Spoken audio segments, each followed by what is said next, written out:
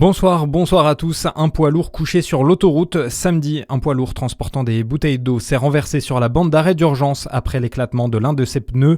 L'accident est survenu sur l'A39 en direction de Dijon et à hauteur de Lombard. Une seule personne a été impliquée dans l'accident et elle est indemne.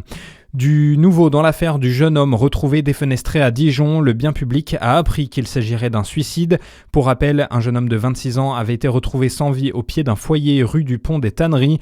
L'homme a chuté de plusieurs étages. Les théories de l'accident ou de l'homicide sont donc pour le moment écartées.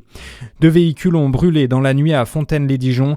Elles se trouvaient sur le parking près du stade Michel Ratel. Une enquête est en cours pour déterminer les circonstances de ce drame. Dans le reste de l'actualité, vous avez peut-être déjà vu l'un de ces films. Vous êtes peut-être même fan.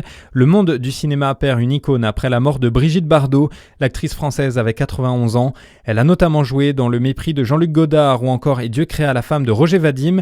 Elle a même été de passage par Dijon dans Le repos du guerrier de Roger Vadim. Brigitte Bardot avait consacré une partie de sa vie à la défense des animaux. Elle a également été condamnée pour des écrits racistes. Et puis encore des barrages d'agriculteurs dans le sud-ouest, des blocages maintenus sur l'A75 en Lozère, sur l'A64 en Haute-Garonne et sur plusieurs routes dans l'Aveyron et dans les Landes. Les agriculteurs protestent contre la gestion gouvernementale de la dermatose nodulaire et contre le traité de libre-échange avec le Mercosur.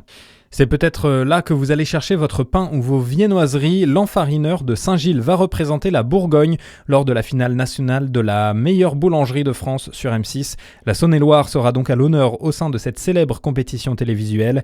La boulangerie s'est distinguée des 9 autres de la région qui se sont présentés. La date de diffusion de l'émission n'est pas encore connue.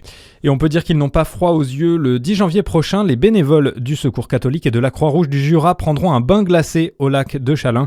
L'association veut attirer la curiosité avec cette action insolite. Bonne fin de journée sur Fréquence Plus.